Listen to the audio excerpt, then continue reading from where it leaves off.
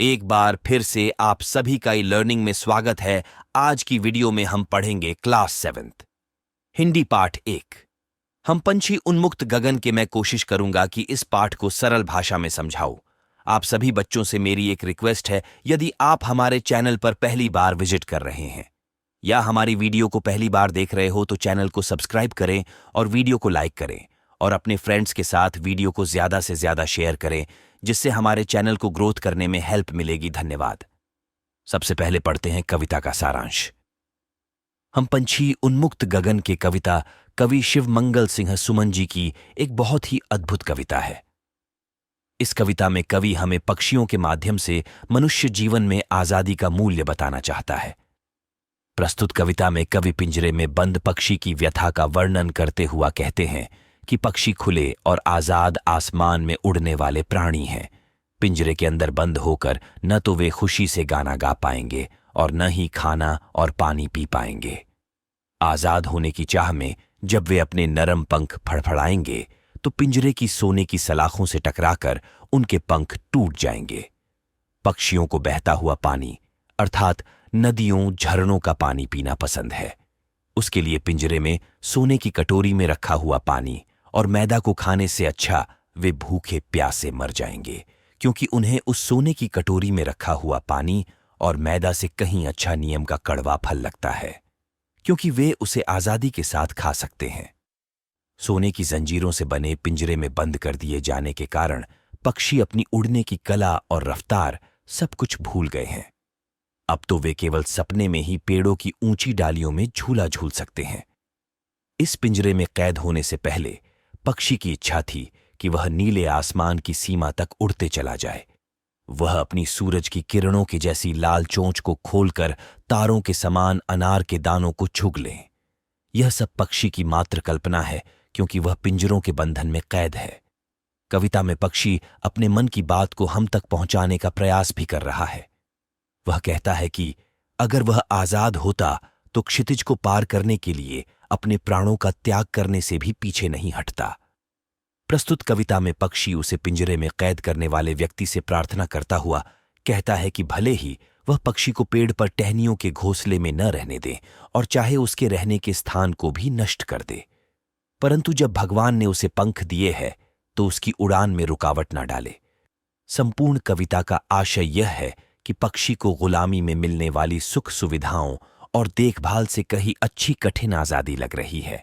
वह आजाद होकर बहता पानी पीना चाहता है, कड़वा नियम का फल खाना चाहता है, क्षितिज तक अपने साथियों संग प्रतिस्पर्धा करना चाहता है।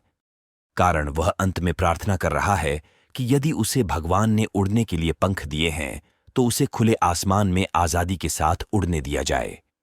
कविता का सारांश पढ़ने के बाद अब पढ़ते हैं कविता का पहला पद और जानते हैं कवि इस पद के माध्यम से हमसे क्या कहना चाहता है।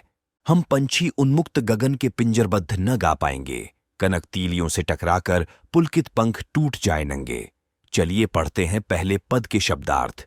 पंछी का अर्थ होता है पक्षी, उन्मुक्त का अर्थ होता है आजाद खुले, गगन का अर्थ होता है आसमान, पिंजरबद्ध का अर्थ होता है पिंजरे के अंदर बंद, कनक का अर्थ होता है सोना, तीलियाओं का अर्थ होता है सलाखें, पुलकित का अर्थ होता है प्रेम, हर्ष या खुशी आदि से गदगद रोमांचित नरम। अब पढ़ते हैं इस पद की व्याख्या। कविता की प्रस्तुत पंक्तियों में पिंजरे में बंद पक्षी अपनी व्यथा का वर्णन करते हुआ कहते हैं कि हम खुले और आजाद आसमान में उड़ने वाले पक्षी हैं। हम पिंजरे के अंदर बंद होकर खुशी से गाना नहीं गा पाएंगे। आजाद होने की चाह में पंख फड़फड़ाने के कारण सोने की सलाखों से टकराकर हमारे नरम पंख टूट जाएंगे। अब जानते हैं इस पद का भावार्थ। हम पंछी उन्मुक्त गगन के कविता में कवि शिवमंगल सिंह सुमन जी ने पक्षी के माध्यम से मनुष्य जीवन में स्वतंत्रता के महत्व को दर्शाया है। इन पंक्तियों में कवि स्पष्ट करना चाहते हैं कि गुलामी में कभी भी कोई भी अपना काम खुशी से नहीं कर सकता है। कनक तीलियों से कवि का तात्पर्य सुख सुविधाओं से है और कवि कहना चाहते हैं कि गुलामी में भले ही सारी सुख सुविधाएं हो, फिर भी सभी आजादी को पाने का प्रयास करते रहते हैं। बच्चों, अब पढ़ते हैं कविता का दूसरा पद। हम बहता जल पीने वाले मर जाएंगे भूखे प्यासे, कहीं भली है कटुक निबोरी कनक कटोरी की मैदा से। चलिए पढ़ते हैं दूसरे पद के शब्दार्थ। कटुक का अर्थ होता है कटु, कढ़ुआ।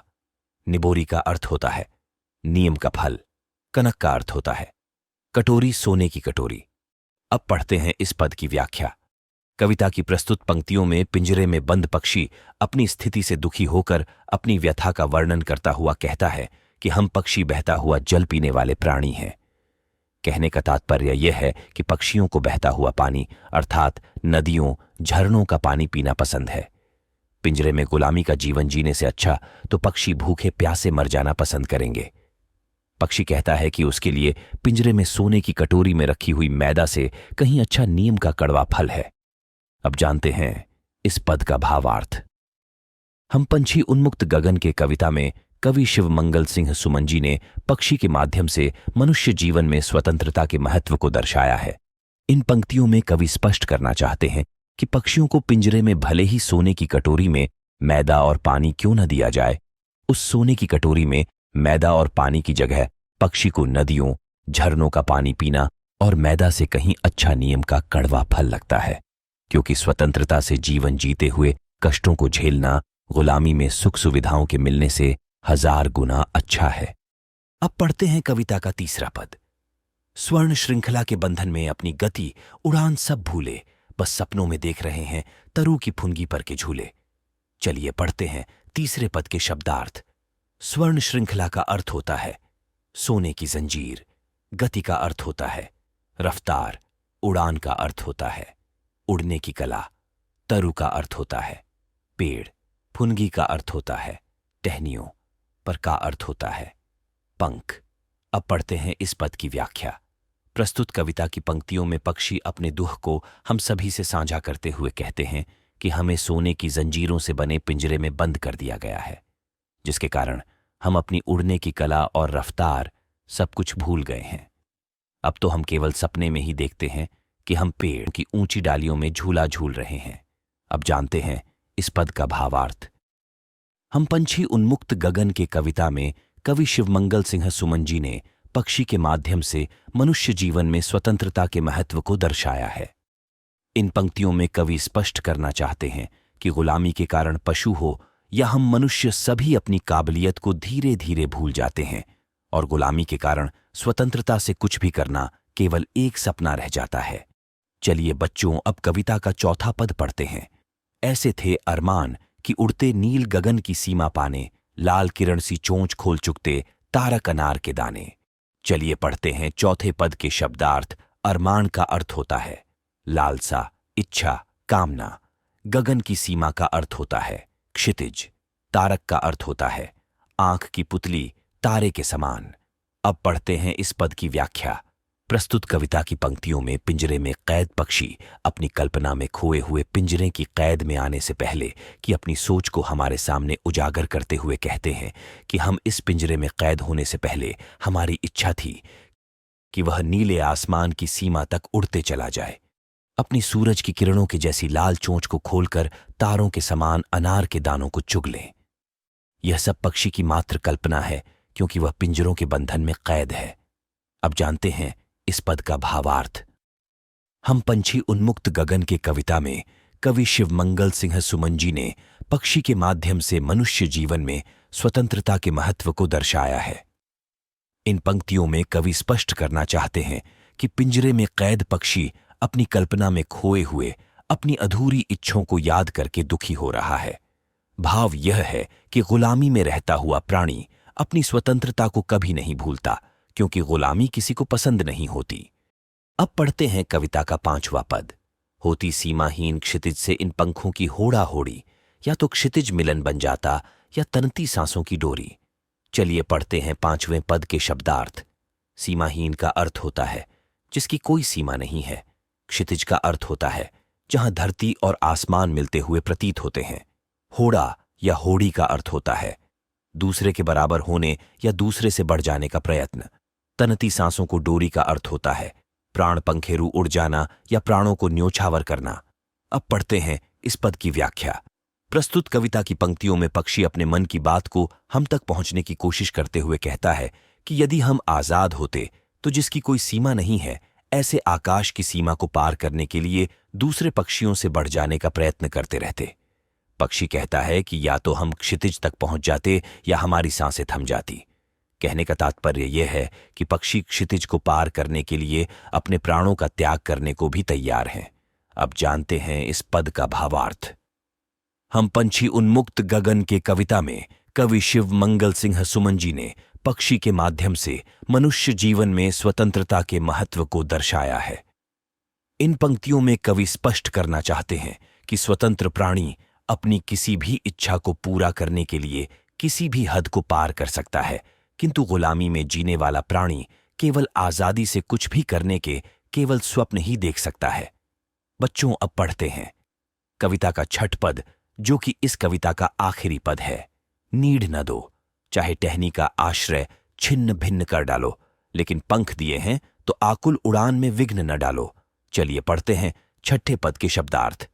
नीडह का अर्थ होता है घोंसला, आश्रय का अर्थ होता है रहने के स्थान, छिन्न का अर्थ होता है भिन्न नष्ट कर देना, आकुल का अर्थ होता है बेचैन परेशान, विघ्न का अर्थ होता है रुकावट। अब पढ़ते हैं इस पद की व्याख्या। प्रस्तुत कविता की पंक्तियों में पक्षी उसे पिंजरे में कैद करने वाले व्यक्ति से प्रार्थना करता हुआ कहता है कि भले ही हमें पेड़ पर टहनियों के घोंसले में न रहने दो और चाहो तो हमारे रहने के स्थान को भी नष्ट कर डालो, परंतु जब भगवान ने हमें पंख दिए हैं तो हमारी बेचैन उड़ान में रुकावट न डालो। कहने का तात्पर्य यह है कि पक्षी अपनी आजादी चाहता है और वह अपने आप को कैद करने वाले व्यक्ति को याद दिला रहा है कि वह एक पक्षी है और उड़ना उसका अधिकार है, अतः उसे आजाद किया जाए। अब जानते हैं इस पद का भावार्थ। हम पंछी उन्मुक्त गगन के कविता में कवि शिव मंगल सिंह सुमन जी ने पक्षी के माध्यम से मनुष्य जीवन में स्वतंत्रता के महत्व को दर्शाया है।